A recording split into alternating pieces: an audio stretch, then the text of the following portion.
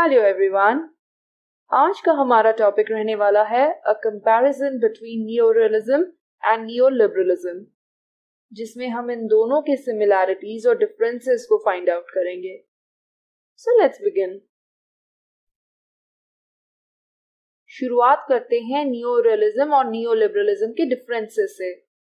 वैसे तो हम इन दोनों थियोरीज को ऑलरेडी कवर कर चुके हैं, बट इस वीडियो को बनाने का पर्पस ये है कि आपको एक क्लैरिटी हो जाए कि दोनों के बीच में क्या क्या डिफरेंसेस हैं और साथ ही साथ क्या क्या सिमिलैरिटीज हैं। तो अगर आपको डिटेल में समझना है इन दोनों थियोरीज को, तो उसका लिंक नीचे डिस्क्रिप्शन बॉक्स में है, आप उन वीडियोस को चेक कर सकते हैं। So the first difference is the focus of study. Neorealism का फोकस किस पर है? सिक्योरिटी पर और सर्वाइवल पर।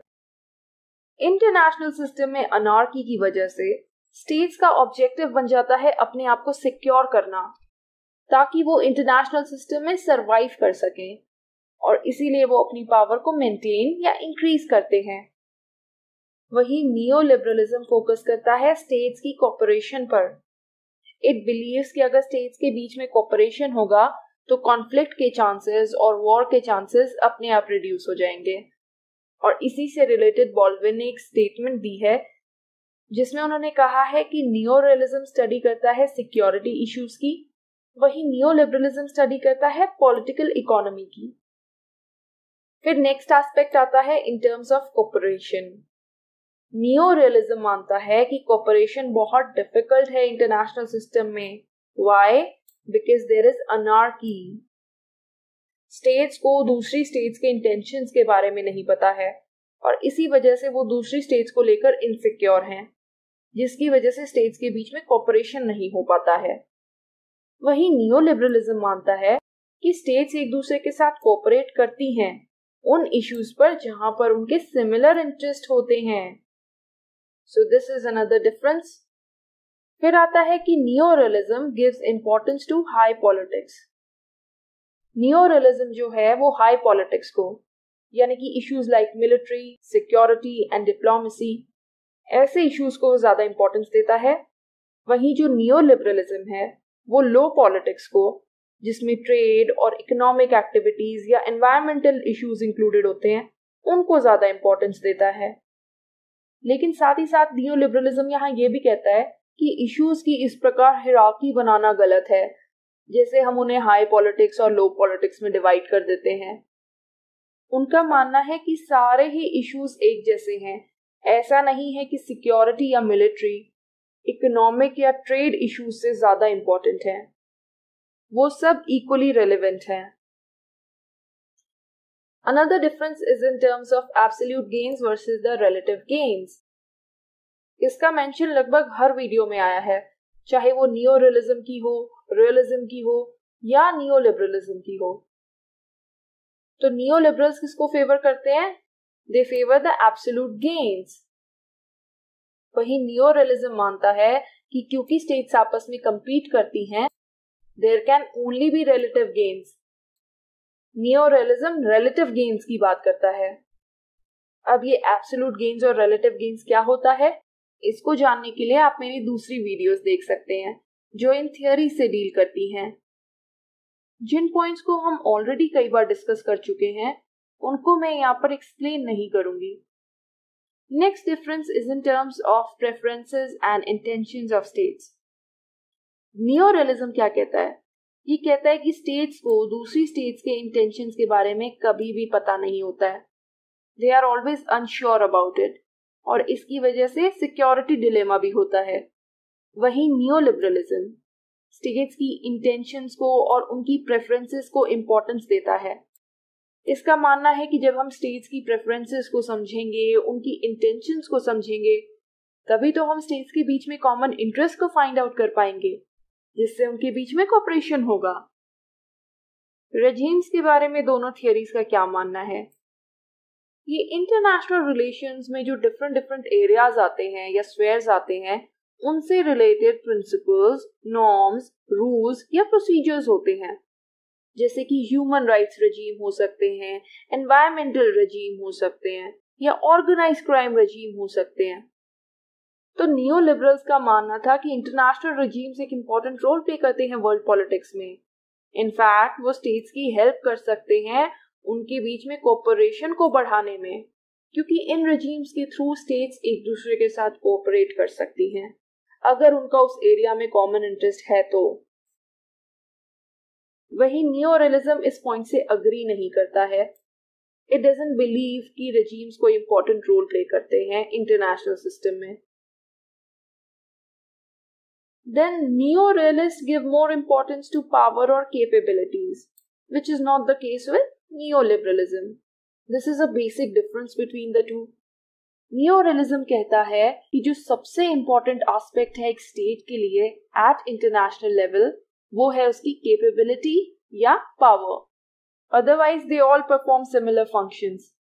States को differentiate उनकी power के basis पर किया जाता है।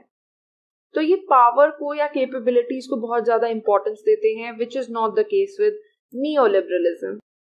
क्योंकि नियोलिबरलिज्म किस पर एम्फसाइज करता है? It emphasises on economic interests, which is not the case with neo realism. यहाँ पर लिबरलिज्म नहीं आएगा, यहाँ पर आएगा realism. So correct it. Neo realist के लिए इकोनॉमिक इंटरेस्ट सुप्रीम नहीं है, बल्कि उनके लिए तो पावर सुप्रीम है। कंट्रीज अपनी मिलिट्री फोर्स बढ़ाएं, अपने देश को सिक्योर रखें, so that they can survive in the international system. ये नियो रियलिज्म का फोकस है। फिर आता है रोल ऑफ NSAs या non state actors. Neo liberalism का मानना है कि नॉन स्टेट एक्टर्स एक इम्पोर्टेंट रोल प्ले करते हैं इंटरनेशनल सिस्टम में, और साथ ही साथ वो कॉम्प्लेक्स इंटरडिपेंडेंस में भी बहुत इंपॉर्टेंट रोल प्ले करते हैं। क्योंकि जैसे ही स्टेट्स के बीच में इंटरडिपेंडेंस बढ़ती है ड्यू टू द कोऑपरेशन और नॉन स्टेट एक्टर्स का राइज होता है, तो अलग अलग प्रकार की इंटरैक्शंस इमर्ज होती हैं इंटरनेशनल सिस्टम में। सिर्फ गवर्नमेंट टू गवर्नमेंट इंटरैक्शंस ही नहीं, बल्कि पीपल टू पीपल इंटरैक्शंस भी होती हैं। इनफॉर्मल टाइज बढ़ती हैं, जिससे फर्दर कोऑपरेशन बढ़ता है स्टेट्स के बीच में। वहीं नियो रियलिज्म मानता है कि नॉन स्टेट एक्टर्स एग्जिस्ट तो करते हैं, बट ये इंटरनेशनल सिस्टम को इन्फ्लुएंस नहीं कर पाते हैं, तो इनका कोई सिग्निफिकेंट रोल नहीं होता है। In terms of military force, neoliberalism support करता है मिलिट्री फोर्स के रिडक्शन का। ये मानता है कि स्टेट्स को अपनी मिलिट्री फोर्स को रिड्यूस करना चाहिए। वहीं नियोरियलिज्म जो है वो मिलिट्री फोर्स की मेंटेनेंस को सपोर्ट करता है। इनफैक्ट ये तो बहुत ही एक इम्पोर्टेंट एस्पेक्ट है नियोरियलिज्म का, as it is synonymous with the power of a nation. एक देश की पावर को डिटरमाइन किया जाता है उसकी मिलिट्री कैपेबिलिटी के बेसिस पर। अब क्वेश्चन आता है कि वॉर को कैसे अवॉइड किया जा सकता है। इसको लेके नियोलिबरलिज्म का मानना है कि हम वॉर को अवॉइड कर सकते हैं स्टेट्स के बीच में कोऑपरेशन के थ्रू और इंटरडिपेंडेंस के थ्रू। क्योंकि जब स्टेट्स एक दूसरे पर इंटरडिपेंडेंट ही हो जाएंगी तो वो कैसे एक दूसरे के साथ वॉर करेंगी। वही नियो रियलिज्म मानता है कि क्योंकि इंटरनेशनल सिस्टम में अनार्की है, स्टेट्स एक दूसरे को लेकर इनसिक्योर हैं, तो देशों में वॉर और कॉन्फ्लिक्ट का खतरा तो बना रहता है, लेकिन इंटरनेशनल सिस्टम में एक इक्विलिब्रियम को जरूर एस्टैब्लिश किया जा सकता है, जिससे हम एक देश को बहुत ज्यादा पावरफुल होने से रोक सकते हैं, और वो किया जा सकता है थ्रू बैलेंस ऑफ पावर। तो नियो रियलिज्म मानता है कि वॉर को या कॉन्फ्लिक्ट को अवॉइड करना थोड़ा मुश्किल हो जाता है given the international system which is anarchic, but states कोशिश कर सकती हैं वॉर को प्रिवेंट करने की, और वो होती है बैलेंस ऑफ पावर के थ्रू। तो ये थे नियो रियलिज्म और नियो लिबरलिज्म के बीच में डिफरेंसेस, लेकिन साथ ही साथ इनके बीच में कुछ सिमिलैरिटीज भी हैं।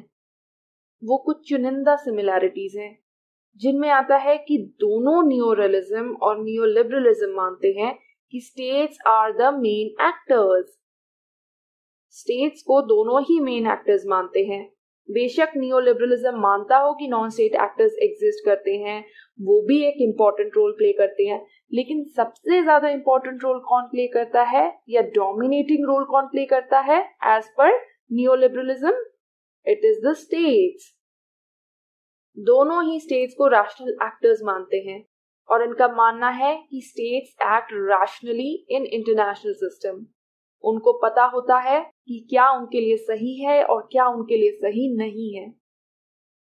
एंड अनदर इम्पॉर्टेंट सिमिलैरिटी जो ये दोनों ही शेयर करते हैं, that is the recognition of anarchy. Both neorealism and neoliberalism recognise करते हैं इस बात को कि इंटरनेशनल सिस्टम में अनार्की है।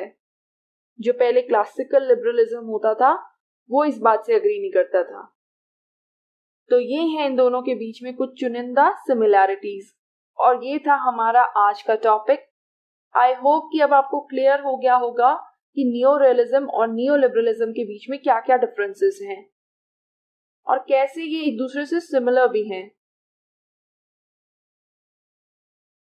तो आज की वीडियो में इतना ही। अगर आपको मेरी वीडियो पसंद आई हो तो इसे लाइक कीजिएगा, अपने दोस्तों और फैमिली रिलेटिव्स के साथ शेयर कीजिएगा और मेरे चैनल को सब्सक्राइब कीजिएगा। Thank you so much. आपका दिन शुभ हो।